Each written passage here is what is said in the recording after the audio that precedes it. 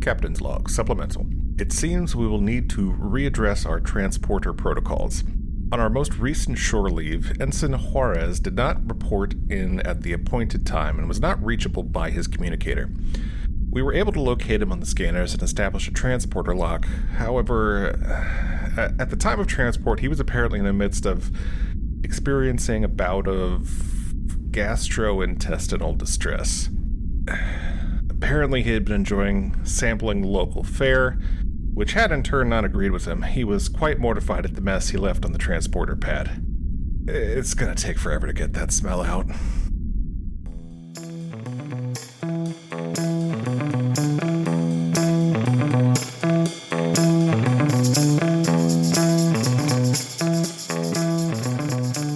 Hello, and welcome to Captain's Log Supplemental.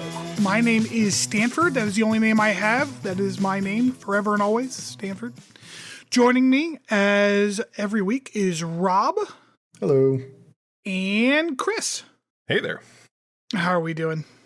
Doing well. How are you? Super great. Pretty good. I've had this, so I'm gonna take a moment here. So I have something that I'm drinking, because every time that we do this podcast, I have to have something to drink or my mouth gets dry as hell by the end, right? Mm-hmm. Well, this week I'm drinking tea, Earl Grey, cold. Cold. Yeah, so Mariah found like this tea dealer, because I've been needing a way to like hydrate myself during the day because being disabled is awful, especially in the heat. So I was like, I think I just want to start drinking cold tea. And she found this place that has like normal teas, but they're cold brew like amounts and versions of them.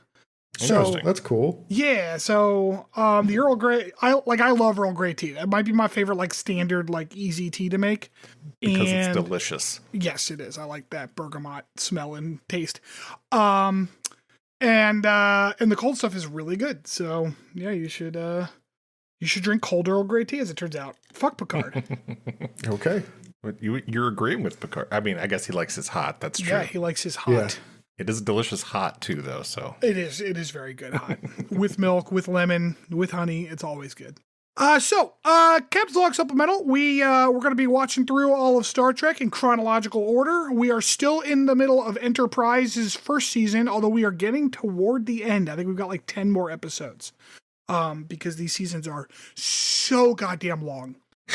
so long. As usual, I would ask our listeners to like and subscribe. Leave a review, Apple Podcasts, Spotify, Podcast Addict, wherever you like to review. It really does help us out. And I said at the end of last week, and I'll say it again this week, like, send me an email. Reach out to me on Twitter. We don't have a lot of people doing that yet, so I'm definitely going to read it. No matter how mean or hurtful they get, John. I read them every week. We did start an actual advertisement, and we did get a few listeners from it. So there are people out here listening to the podcast that heard your voice first, Chris. Oh, well, that's nice. Mm-hmm. So this week's episode is called Acquisition. And when I take my notes on these episodes, what I do is I do it based on the act. So I start with the cold open, and these are my entire notes for the cold open. Cold open. Dramatic music. Ferengi. Faith of the Heart. Dude, yep. Was it weird that they were talking, but we didn't get a translation? Like, I thought that, like... So that was, it was clearly a choice, but I'm not sure what it really accomplished. I turned on subtitles because I thought I was missing something. What did the subtitles say? Nothing. There were no subtitles. I don't hate that choice usually when it's like, oh, I'm not supposed to understand this. Although their language is weirdly inconsistent. Well, I wonder if they were just like, I don't know, guys, just make up some stuff. It doesn't matter. I heard Latinum a lot. We're going to be talking about Latinum in their deep dive today. I would like to point out that the crew of the Ferengi is just laden with repeat actors. Yes.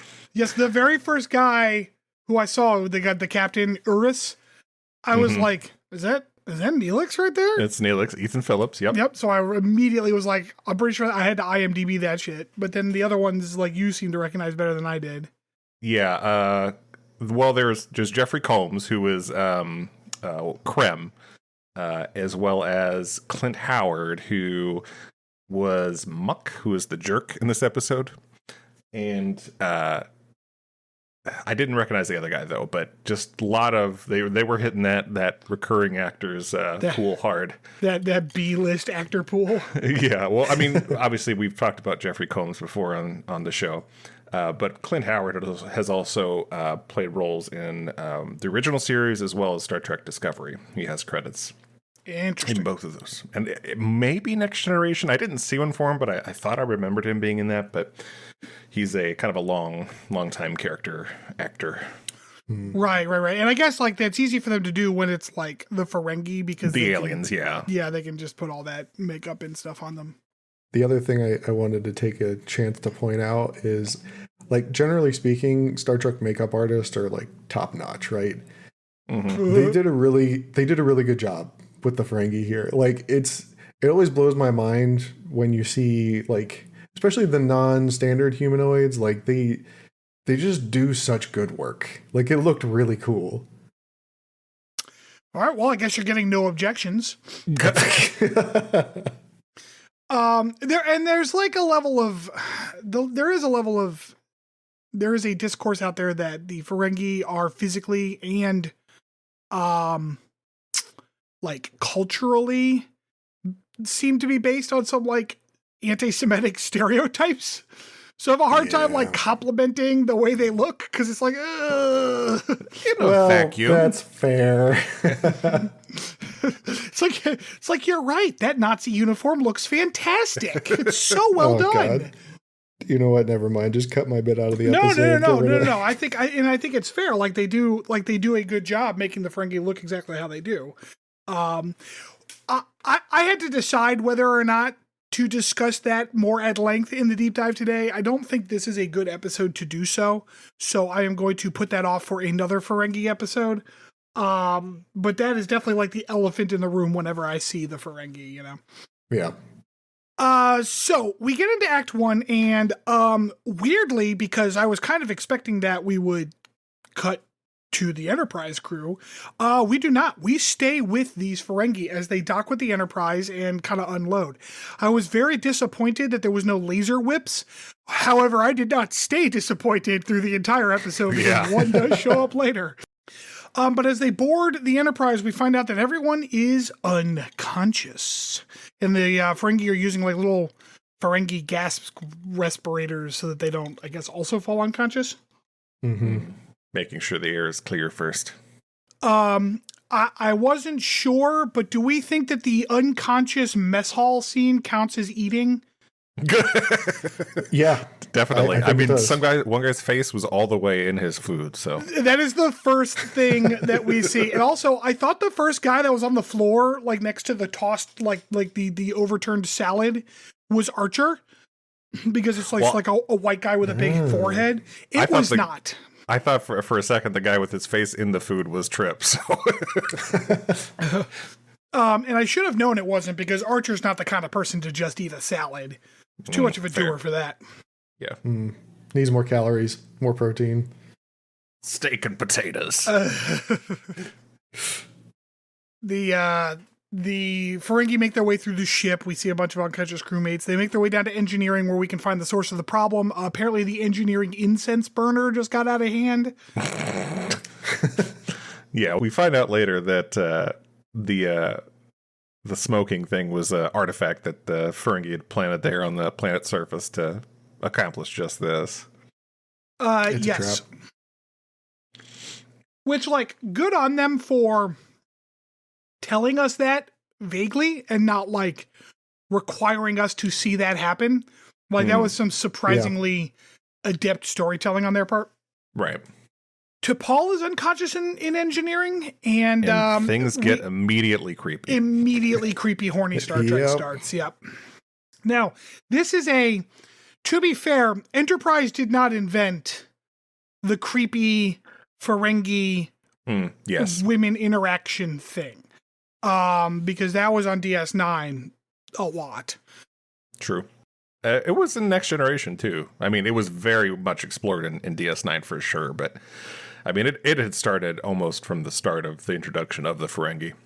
Yeah, I think there was all mentions like, oh, you let your females wear clothes or whatever in Next Generation, but it wasn't like quite as deeply explored. But the Ferengi are like a deeply male misogynist society, right? And so they are treating the women on board Enterprise as a possession to be stolen, as opposed to like crew members. Oh God, I really hated the way Krem caressed T'Pol's nose. I don't like how he caressed any part of her. It was all gross. Which, I mean, is on purpose. That is what the writing is trying to accomplish. Sure, but it's also one of those things where it's like they knocked out an entire crew who were planning on stealing all their shit. They were evil enough. Like we were good. We didn't need, Yeah. I mean, by this time, though, at the actual writing of the show, it is well established how gross the Ferengi are. Well established how gross the writers of this show are. Well, that's also well established. They shut down the incense burner. Guess the air is okay as they head up to the bridge. This is where I found out that Archer was not, in fact, the guy in the mess hall with the salad because he is still slumped in his chair. My note is, but he doesn't eat salad. Silly me. We cut to Trip. Trip, it turns out, is awake. He's in like a decon chamber, like a medical decon chamber. Mm-hmm. Mm-hmm. He is in his He's not sparkly enough, though. I mean, we needed the... I don't think there was any gel involved because he still had his shirt on, so there was no gel involved. That's true. He's in his sexy blue skivvies, though. There was some definite Trip bulge angles on this episode. Yeah, I paid attention. There was one where it was like camera on the ground level, looking up right at his penis. Yeah. So yeah, we're finally getting some good camera action for the other side of me. Apparently there's no way to open the decon chamber from inside, which seems weird, but whatever. He messages out to Dr. Phlox like, hey, wake me up. Dr. Phlox is, of course, passed out. So he kind of rigs the door to open. The door clearly opens into a locker room. Like you can see as he's like prying it open that there are like lockers and uniforms and stuff hanging up. Yeah. He decides that he does not care to wear pants at this moment, though.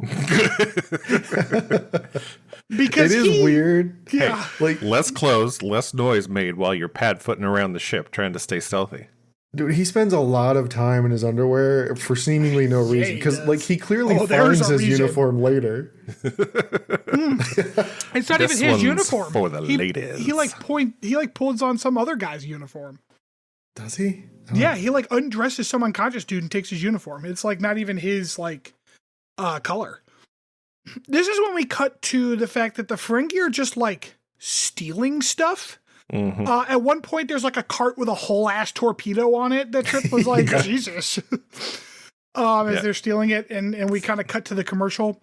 Then we come back and they're just taking stuff. Mm-hmm. They took the commemorative plaque on the wall, a whole woman, some chairs, plates of pecan pie. Yeah, they're just stealing meals. Not even like packaged food, just like prepared meals going into a bag of loot that basically has like a big dollar sign on it. My favorite part was like the one where he's like stealing the boots, and then he like shows his fun socks that he has on. Yeah, yes, yeah. The oh man, I like those socks. And this is the point where I'm like, I don't like the fact that the writers decide that the Ferengi have to be like a Three Stooges act in every goddamn episode. Because, like, what the fuck are they doing? Why are they stealing the chairs? Like, none of them download any computer information. None of them go and steal any, like, useful components for shit. It's just, like, chairs and, like, food. The commemorative plaque on the wall. It's fucking stupid. I think part of it was like they complain later, right? They're like, where's your vault? And they were worried about even breaking even with the loot that they found. I think the reason why they were taking absolutely everything was to try and recoup their losses. Now, why did they take the ship? Yeah, too difficult, maybe? I think the idea was that the knockout gas was only going to last so long, and I guess they felt they couldn't incapacitate the whole crew, I guess? I don't know. I mean, they had a few hours. They did, yeah. And phasers, so I don't know. Yep, that's fair. Anyway, so yeah, they're just looting random shit. They decide to wake Archer up to ask him where the vault is. The one Ferengi just likes to hit him with stuff, which is fun. Mm-hmm. It's fun watching Archer get hit by stuff. He gets a shot across the grill and his mouth's all full of blood. It's great. I like that their translator is just as spotty, troublesome as the humans. Yeah. So they mentioned that they're looking for a vault. Archer's like, the fuck are you talking about? And he's like, yeah, a vault with precious gems or Latinum. And again, we're going to talk about Latinum in the deep dive because it's the stupidest concept that Star Trek has ever come up with. But they're like, well, we're going to sell all these women to slave markets. And Archer's like, fine, I've got a vault. I'll deal with it. It was full of gold. And the Ferengi are clearly like, do you have anything better? Because, gold is not very valuable to them. Right. I believe the quote from Quark is, Latinum is an unreplicatable material that is sandwiched between something as worthless as gold. Mm-hmm. Mm-hmm. I couldn't tell if they realized it was just gold or if they were, when he said gold, they just kind of assumed it was Latinum.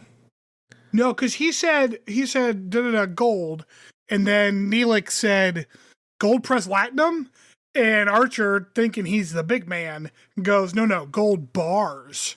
Yeah. Why didn't they just leave? The other thing I didn't understand is, I get it. This is kind of their thing, right? In the Star Trek universe. But they gotta understand that not every ship is just gonna be stocked full of valuables to steal. They had to have come across just, a shuttlecraft or something in the past. Why would they assume that this starship has gems, minerals? I don't know. Yeah, that's a good question. I have no idea. Plot reasons. Moving on. Yeah, I guess. So then we get some classic TV manipulation that Archer's doing on the dumb Ferengi. The kind of classic TV manipulation that doesn't work in real life is I thought you were in charge of this operation. Right. We're going to hit every single stereotypical TV manipulation through the course of this episode. Literally all of them. The ones that don't work in real life. Everyone's still unconscious and is planning to be unconscious for hours. But at this point, Archer and Trip kind of meet up.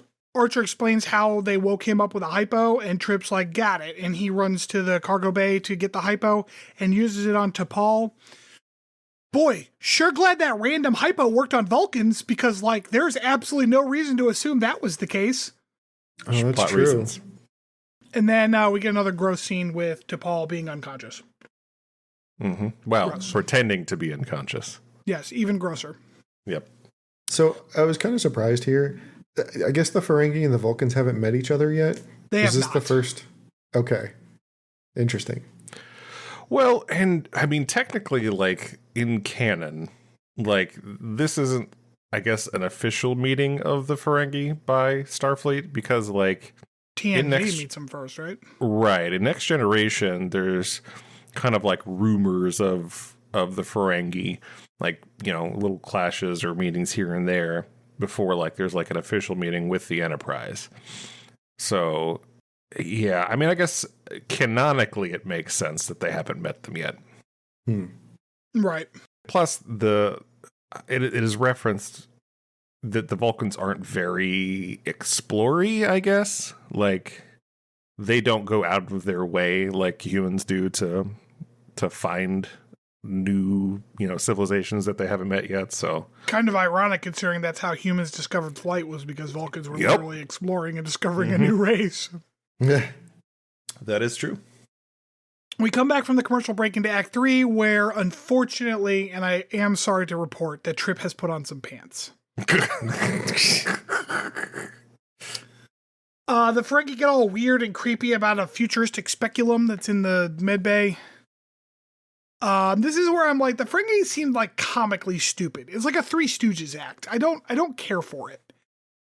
And T'Pol does this weird, like I'm gonna sneak in and pretend that one of them stole the other one's things. It's all very like Gandalf and the trolls and like Bilbo, right? So she assessed immediately what was going on and very, very accurately manipulated them. It's yep. Yep. Some more kind of TV manipulation there. Porthos is awake, the goodest boy in Starfleet. So good boy. Such a good boy. He's a good boy, although they put him in a crate. It's very sad. Oh, I love that they tried talking to him first with their translator. Which is very stupid. Yep.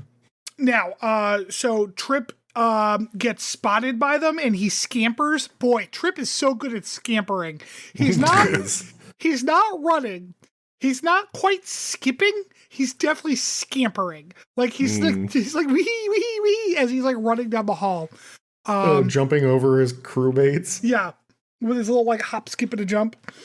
But he scampers and does not quite make it because the laser whip comes out and starts getting him.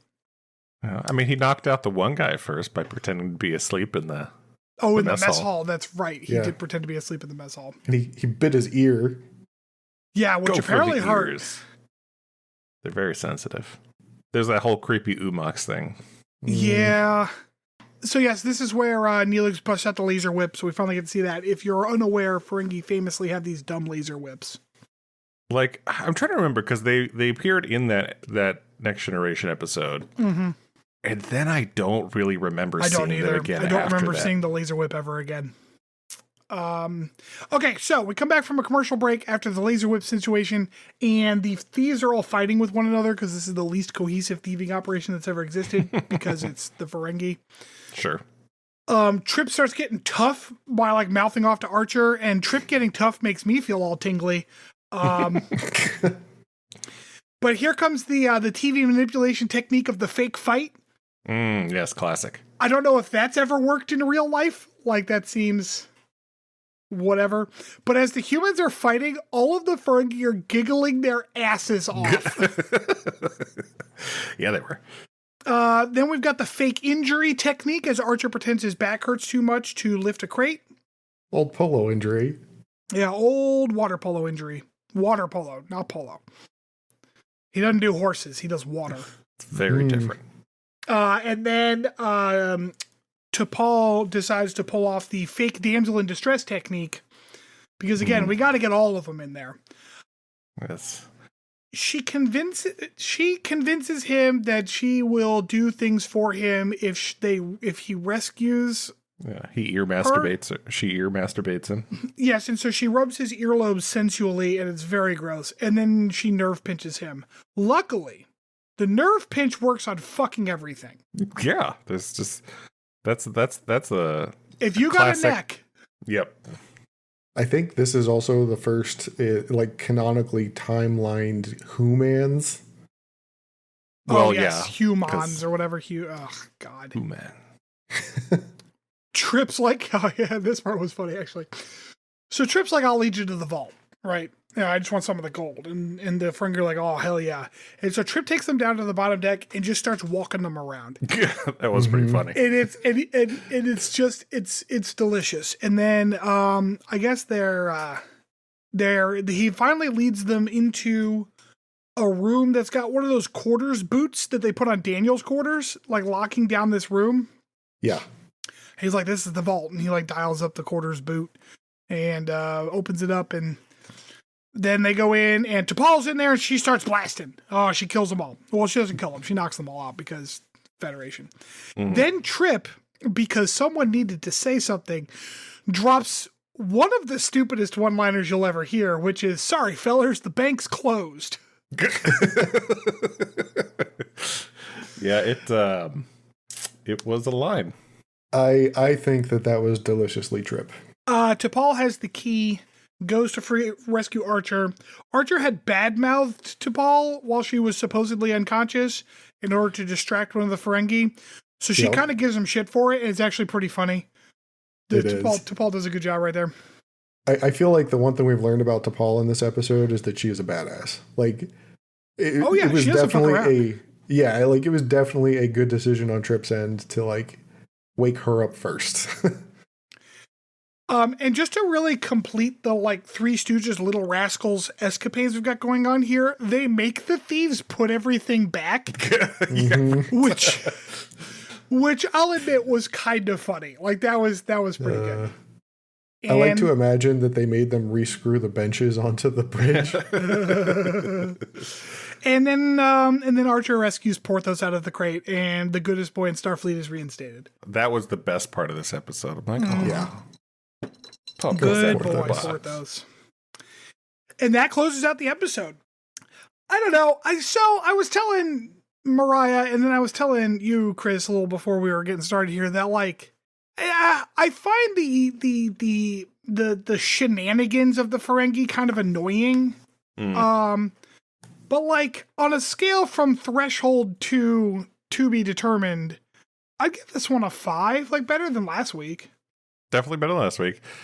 I think I was waffling. Yeah, I think 5 is right there for me, because it had entertaining parts, and it was also some dumb stuff. So I think right in the middle is appropriate for this one. Yeah. See, it's funny because I gave Rogue Planet a 6 last week, but I think that I enjoyed that one more than I enjoyed this one. So I'm also going to dip down and give it a 5. That's what we're all about, compromises. Mm-hmm. So what made you like last week's better than this one? I don't know. I almost spit all over my mic. I think that there was just more story and it was more engaging. I don't know. This one was just, it felt like a filler episode. It was very much shenanigans. Yeah. And like, don't get me wrong, I enjoy shenanigans episodes. This was still fun. Like, it's still Star Trek. I liked it, but like, I don't know. And this, I don't know. The problem is like, this is just shenanigans. It's not even as good as hijinks. Wait. Like, we all like a good hijinks episode, but shenanigans, I could leave or take. Oh my God, we have to use that as like a qualifier now. That might be the best thing that T'Pring ever brought into this. I do not like hijinks. The fact that a Vulcan uses the word hijinks, because it's like, I know it's technically a word, and it has meanings, but it sounds silly. Yes. It's like the perfect word, though. Oh, it is so good. So yes, too many shenanigans, not enough hijinks. That is our determination on acquisition. All right, we will be right back with my deep dive where I'm going to bitch about capitalism in space. Whee! Hooray!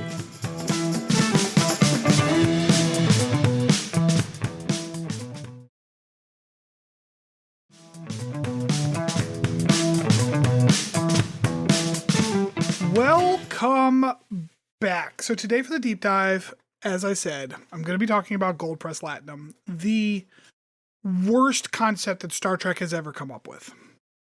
And Star Trek has come up with some pretty bad concepts. But let's start with the obvious. Chris, Rob. Stanford. If the future is a post-scarcity society, what is valuable? Time. Yes, that's exactly it. Okay. Time is valuable. And that's the only thing that anyone has to trade. Okay. Because what are you trading in the Federation? Expertise. And expertise comes from time you devoted to studying and learning about something, correct? Now, time is also important in the matter of how fast you get from point A to point B. Because again, everyone can eat as much as they want. It's a post-scarcity society. So the only thing we care about is getting from point A to point B, just for the fuck of it, I guess. And how fast you do that is what matters the most. So let me ask you, if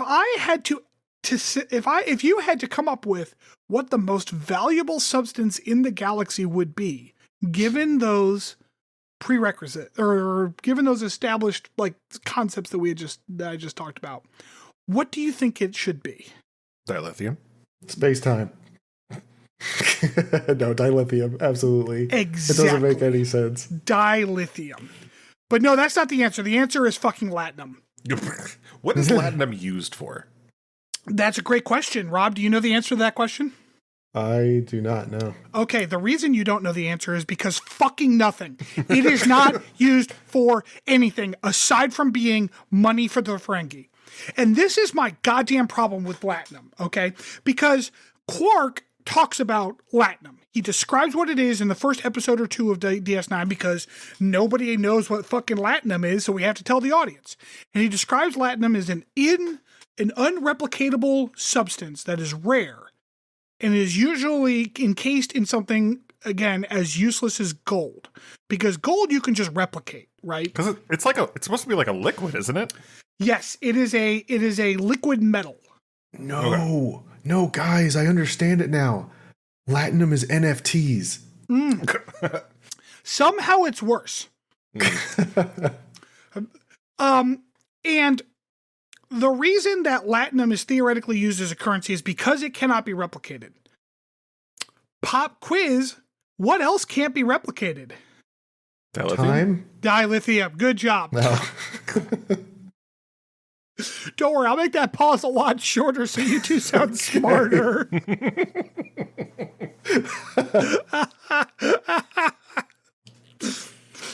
Yes, dilithium also can't be replicated. So dilithium is an obvious thing to use as a quote-unquote currency. Sure. Because it has value beyond just being rare. Right. Okay? We historically have used like the gold and the silver standard because they are rare metals and we have instilled in them a false value, okay, before. Nowadays, silver and gold are actually used as like electronic components, so they do have an inherent value, which is ironic considering that we don't actually have any currency based on them anymore.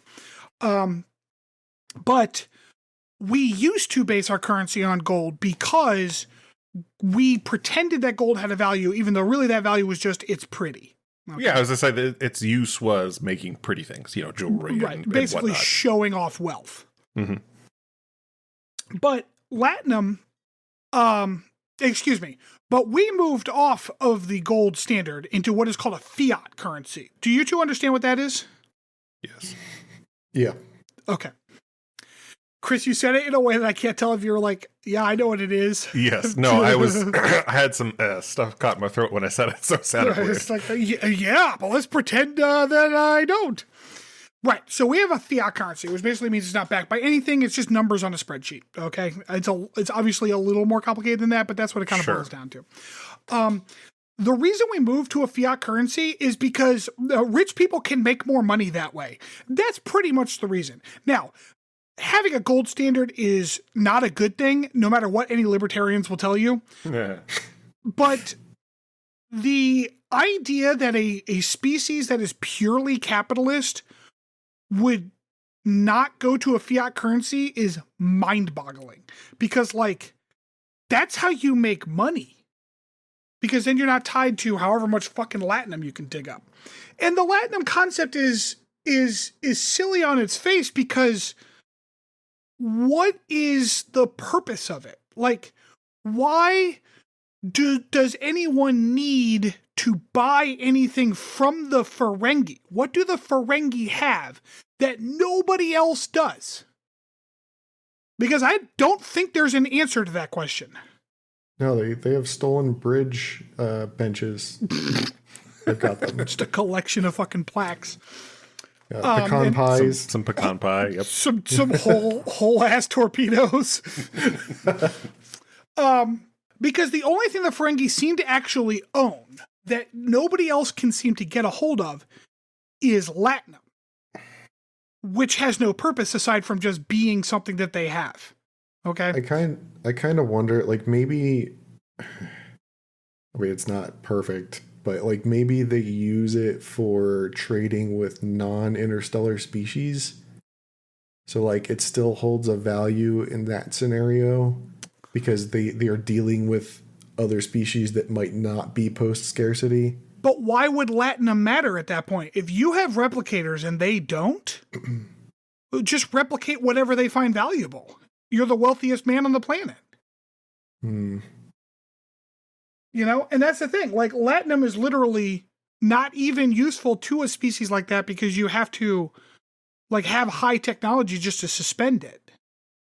Well, also going back to the NFT thing, maybe they wanted a form of currency that wasn't beholden to any one particular government in any way. I don't.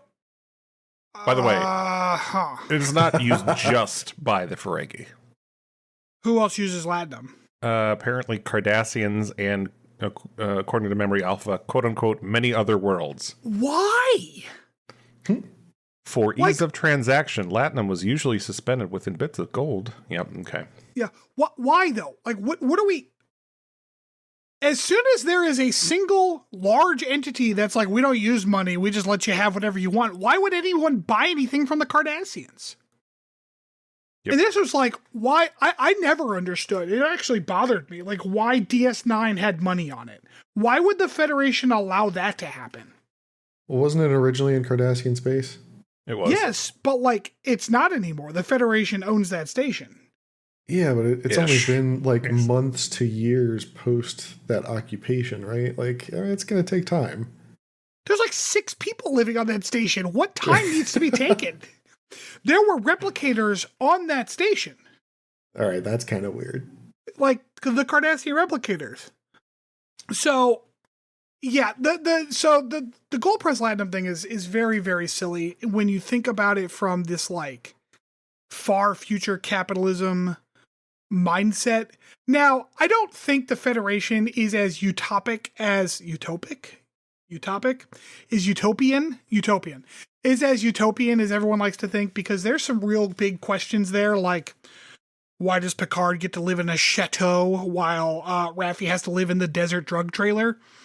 But like, the idea theoretically is that they are in a post-scarcity society where everyone has everything that they could possibly need to live, so therefore they can pursue higher, pursuits, right? So here's a deep cut for you.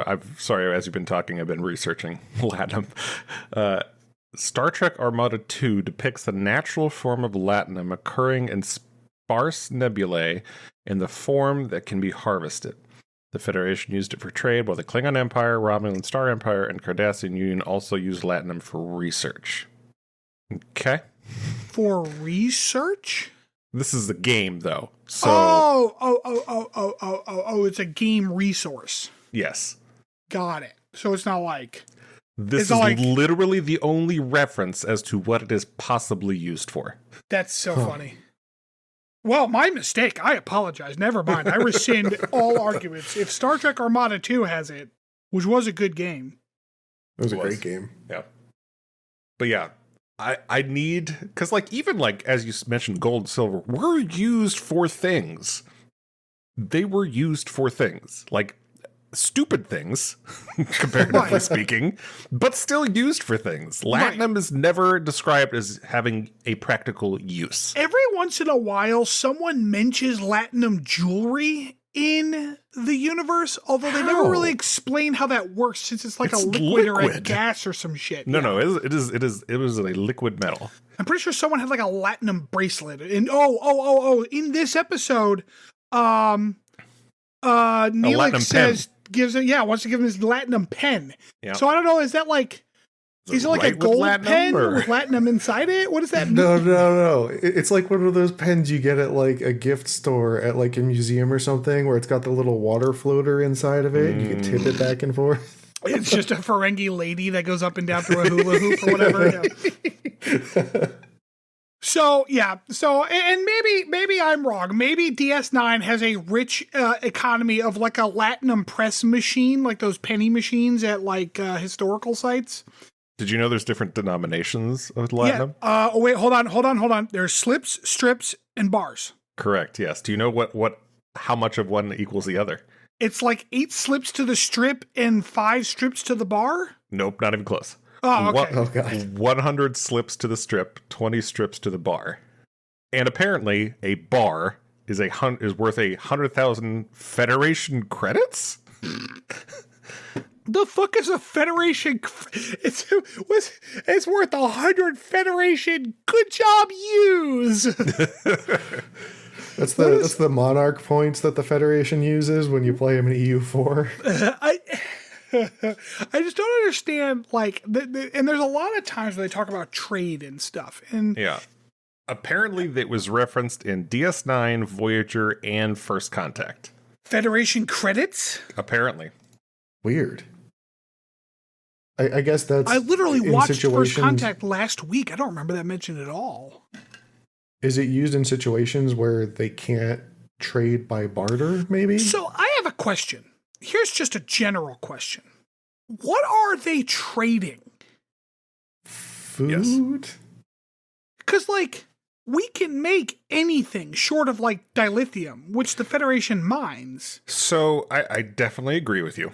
I think there are things many times that are referenced, especially like food and drinks. It's referenced that, like, you know, replicated versions of them are not as good as natural. Okay, but like, okay, so what you're saying then is that the only things that are, or not the only things, but like that a primary thing that is traded between these large empires is just like vice food? Yeah, I don't know. I mean, there's like what medical and supplies and weapons are referenced a lot, but yeah. But can't we just make those? You would think. Because like replicators can replicate a phaser. They do it all the time. Or at least they mention all the time that the replicators aren't allowed to do that right now. I don't know. It just occurred to me, like, what are we trading? Because that's like the only thing that any empire has over another one is like technological and expertise access, right? But beyond that, like, we don't need to trade a moon's worth of wheat or whatever. The Federation is hundreds of planets. They can get whatever they need across all of that, you know? Yeah. I don't know. Yeah, credits are apparently referenced in Next Generation, and that one episode with the wormhole where they're like bartering over like the rights to this like Barzanian wormhole. Okay. What is a Federation credit worth? Yep. Apparently, 100,000 credits are worth a bar of Latinum. I'm starting to think that the Federation credits are just like the little tickets you get at Chuck E. Cheese. You can get like a Federation eraser. So I guess there was an offer made of 1.5 million Federation credits as a lump sum, and then 100,000 credits, so 1 bar of Latinum every Barzanian year for the rights to the Barzan wormhole. I feel like the numbers aren't hard established for the Federation credit. Well, because they're made the fuck up. Yeah. Because, like, I guess my question is, like, okay, so I have a Federation credit. Where can I turn that in and what can I get for it? You know? Like, is there a Federation gift shop that I can go to? Or, like, can I go to Planasia Utopia and just be like, I have 1 million Federation credits. I would like that starship, please. And they'll just give it to me? No, you just gotta go down and visit your local Federation quartermaster. Man. And replicators, like, I would be okay if they were very, like, you know, replicators take a lot of energy and some things are just not worth replicating, but that never seems to be what they need, you know? Mm-hmm. So it is, I don't know, it's very, very, the large scale economies of the galactic empires doesn't make a lot of sense if you like really like dig down even one level into it. But then to throw in like this pseudo like super capitalist society makes it not work even harder. And that's why Gold Press Latinum is the dumbest thing that Star Trek ever came up with. I'll take any questions. I have none. It's stupid. I have always thought that. All right, we're going to take a quick break and then we'll be back for Rob's Potpourri.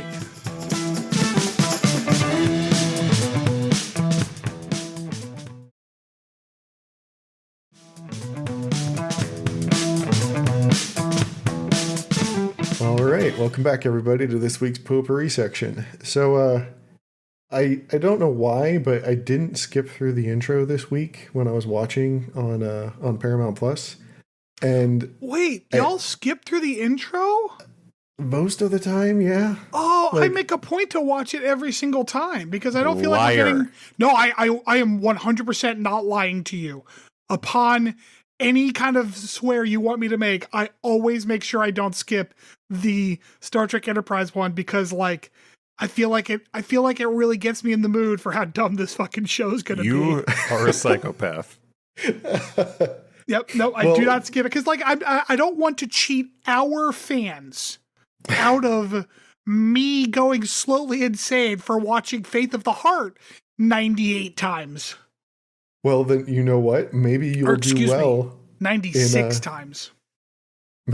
Maybe you'll do well in this week's Potpourri then, Stanford, because I watched it, and as I'm looking through, I realized there's a whole bunch of historical imagery that was called upon in this. So I decided to make a little quiz based on some of the historical elements that were shown off during the intro. Ooh, that's going to require a lot more paying attention than I do. This is like when my AP history class in high school made me do a thing on we didn't start the fire. Oh. I hate that song. Because objectively, it is a bad song. Speaking of bad songs, my cousin wrote the official musicology biography for Billy Joel. He hung out with him for a couple months. I like Billy Joel. I like. I do too. Songs. Yeah, that is not a good song. I don't disagree. All right, so. The intro to Enterprise is based off of a song called Faith of the Heart, written by Diane Warren and performed by Rod Stewart. It was later covered by Susan Ashton and then used as Enterprise's intro. What is the name of the version that's played as Enterprise's intro? Because it's not called Faith of the Heart. What? It's not? I know. It blew my mind. All of my notes say Faith of the Heart when it starts playing. Oh, God, it's so wrong. I mean, it's not wrong because it does say that a lot in the song. It does. Wow. What is this version of the song called? Do you guys want to take any wild guesses? Is it just like Enterprise intro or something stupid? It's been a long road. No. Oh, Where My Heart Will Take Me. Oh, you know what? I think I have seen that before now that you mentioned that. That sounds like some Titanic B-side shit. That's part of the song, man. That is a line from the song. Oh, I acknowledge that, but that using that as the title of the song sounds like it's because it's My Heart Will Go On is the Titanic song, right? Yeah. Yeah. All right. What notable culture group was included due to being among the first to venture out and explore the open waters of the Pacific Ocean? The Polynesians? That's correct. Yeah, you get to see one of their outrigger canoes. Right. Yep. Okay. What famous 10-gun tender was captured by none other than Colonel Benedict Arnold in a 1775 raid on St. John and later converted into a Continental Army sloop of war in the intro? Yeah, Chris. It's not an Enterprise. Is it the HMS Enterprise? Is it? It is 100% yeah, the HMS Enterprise. Yes. And I'm only saying that because I assume that most of the vehicles are the Enterprise in that. Right. Isn't that the whole point? The versions of it, yeah. Mm-hmm. There were a couple Enterprises. So I was doing a little bit of research on this part. They captured this thing in a raid on St. John's, I guess, wharf, or it was like a military dock. They captured the HMS Enterprise, renamed it the USS Enterprise, becoming the first to bear the name. But this was actually the second HMS Enterprise. The first one had been sunk by the Spanish a couple decades prior. Yeah, that tracks. British navies were more about quantity. I'm going to get some shit for that. I know the British have a rich naval history. Fuck them. We catch a glimpse of the Spirit of St. Louis landing in Paris after a famous transatlantic flight in 1927. Who was its pilot? Give me a moment. You can't read the wiki. I'm not reading the wiki. I'm closing my eyes. So, fun fact, my great-grandfather's steel company made the propeller on that plane. The standard steel propellers. And that plane is in Lindbergh. Charles Lindbergh? That is correct. Fucking hell, I can't believe I pulled that out. Yeah, it's in the Smithsonian. It's like the first thing you see when you walk in the Air and Space Museum. It's like I remember that from my fourth grade trip.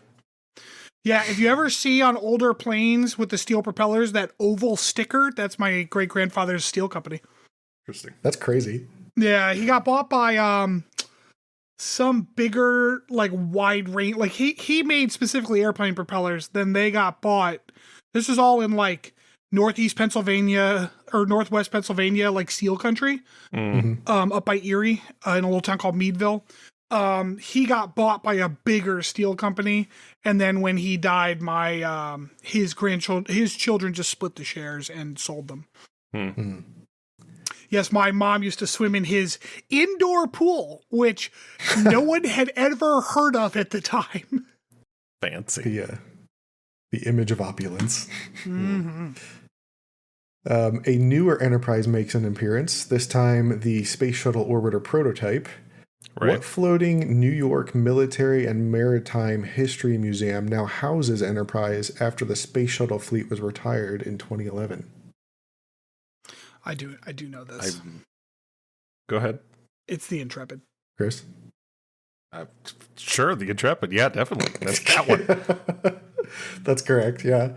Do you know the trivia behind the Enterprise space shuttle?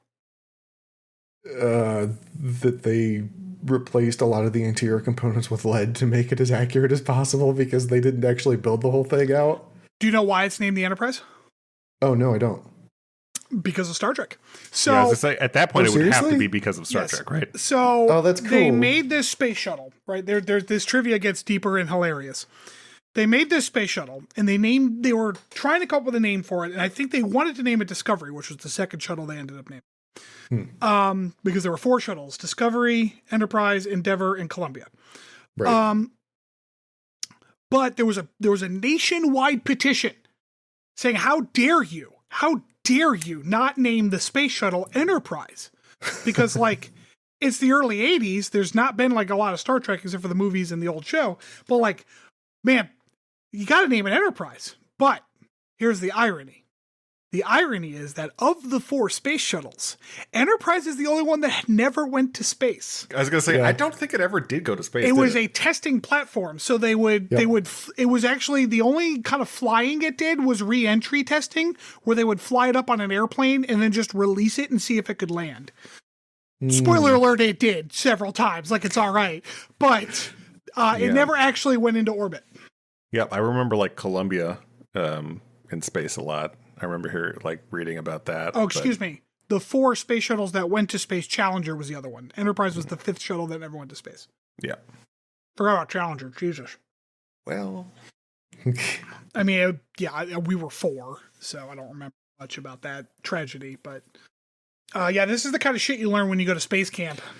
Just had a flashback to middle school where my social studies teacher talked about how you have these kind of seminal moments in your life where, like, something major happens, and, like, you always remember where you were when that happened. And I'm sorry, that was 86, not 89. 89 was the Berlin Wall. Mistake.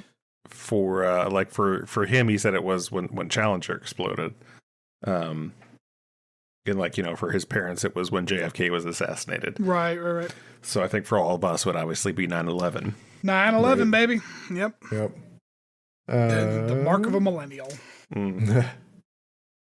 So we see another famous aviator in front of their Lockheed Electra before an ill-fated flight in 1937. Who are they?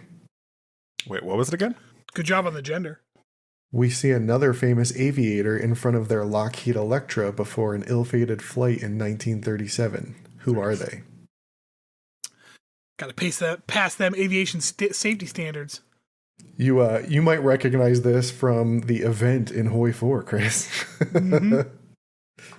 Lockheed Electra. Apparently, I don't know names of planes. Stanford, you're very quiet. Famously ill-fated aviator. I mean, is it Earhart? Mm-hmm. Okay. Yeah, it's Earhart. Yep. Yeah, it's kind of cool. She's like 4, passing in front of it. Yeah, and in Hoi 4, if you pass those airplane safety measures or whatever, you have a good chance for her to survive, and then she becomes a pilot. Yeah. Yep. We see the famous flight of the Wright Flyer, captured in Kitty Hawk, North Carolina. Though they chose Kitty Hawk for its flight tests, the Wright brothers originally hailed from Dayton, Ohio. What kind of business did they run there? It was a bicycle shop, wasn't it? Mm-hmm. Yup. Bicycle shop. That plane had some fucking slick wheels. The Bell X-1 hosted the first human-piloted supersonic flight. What famous test pilot was piloting it at the time? Who? It was Chuck Yeager, right? It was. Yeah, that sounds right. Yup, Chuck Yeager. Nicely done, Chris. That was awesome. I didn't know you knew Yeager off the top of your head like that. I know some things. My brother was actually very much into like the X series aircraft when we were kids, and so I learned a good amount about it. He had this poster of like all the different like X series aircraft. Yeah, X1, by the way, one of the silliest looking aircraft ever. It was fly. dumb as fuck. It looks like the orange goofy tank off of the space shuttle with some dorky little wings attached to it. Yep. We see two iconic U.S. astronauts headed for their 1969 Apollo 11 launch. Who are they? If it's not Buzz and Neil, I don't remember the name of the third guy because I'm a terrible person. What, you don't remember the name of the guy who stayed in the shuttle or the rocket? I assume he was weeping up there. Yeah. Yes, it was Neil and Buzz there. He's got the privilege of being the first person to take a picture that includes everyone in the human race except for himself. Mm-hmm. Yeah. Now we just get to see videos of Buzz Aldrin knocking out people who tell him that his space trip wasn't real. What a great time to be alive. We see another famous U.S. astronaut, this time prepping for the Apollo 14 mission. He would go on to become the oldest man to ever land on the moon, but was also noted as the second man in space. Who is he? Second man in space? Yep, after Yuri Gagarin. Yeah, I say Yuri, yeah. Oh, Alan Shepard? That's correct. Alan Shepard was on the moon? I didn't know that. Yep. I knew Alan Shepard was our first guy in space. I forgot. I for some reason, my brain turned first guy into first American because I did know about Yuri. Actually, the second Russian was a woman. What was the name of the first Mars rover that landed on the 4th of July, 1997? Was that one Curiosity or was it? That's what came to mind, but I feel like that one was later, wasn't it? Opportunity was there. I'm just going to say Curiosity because I don't know. Hold on. What other ones were there? There was Curiosity, there was Opportunity. What was the name of the little one? Yeah, this is the first wheeled vehicle on another planet. Yeah, he was adorable. What the fuck was his name? I don't remember. Sojourner. Sojourner? What kind of name is Sojourner? Are you sure that's right? Wasn't Sojourner the name of the pod, not the rover itself? I'm pretty sure. Pathfinder. Pathfinder.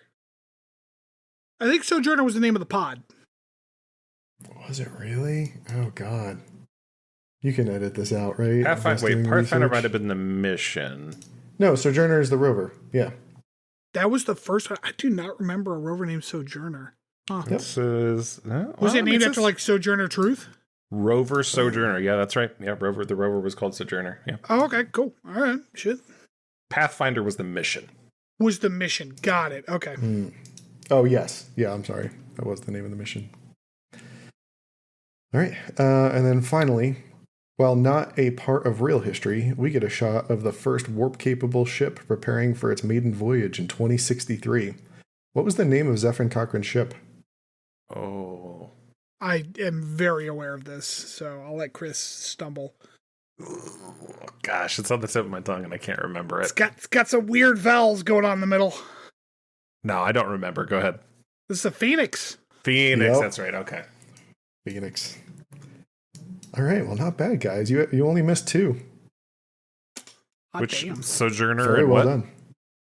It was Sojourner, and then the very first Where one. My Heart Will Take Me is the name of the version that we listen to every single episode. When I was a teenager, I was in a program called Civil Air Patrol, and part of that program as a cadet is aerospace education.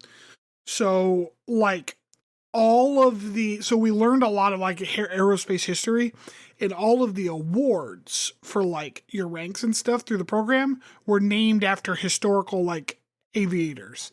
So like Lindbergh, Yeager, Earhart, like these are all awards that I had. Oh, I don't think I didn't get the Earhart. That's captain. I don't know if I got the Yeager. I don't remember which rank Yeager was, but Lindbergh was one of the earlier ones that I had. But they also had like the right awards, like the first one. Mm. And then there's like the Goddard and stuff like that. It's pretty cool. I know you've got family in the city. Have you ever visited Intrepid?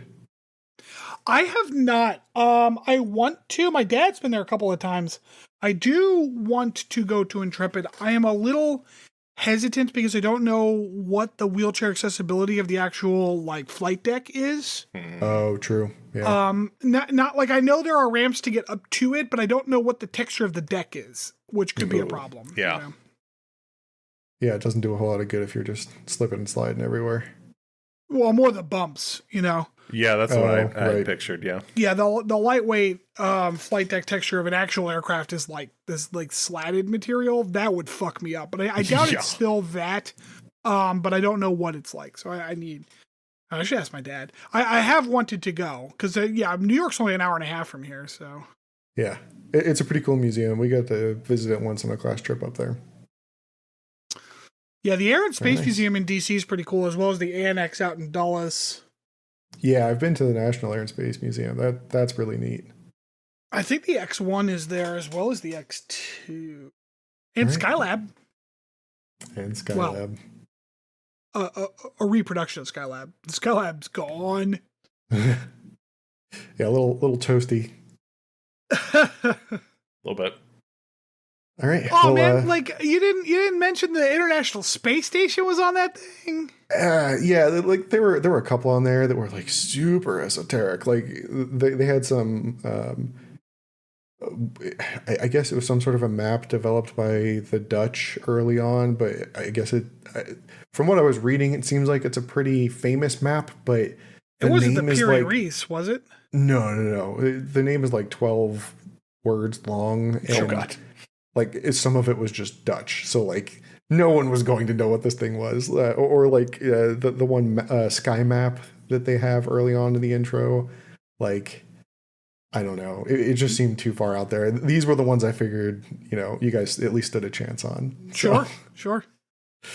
Well, good job. That's nicely done. Oh, thank you. Well, thank you everybody for joining us again this week.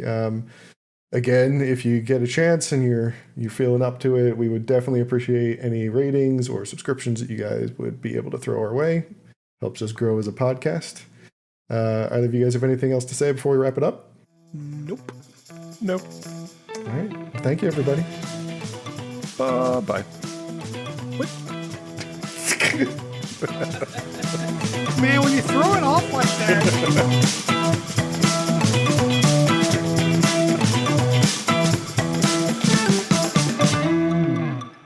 Thanks for listening to Captain's Log Supplemental.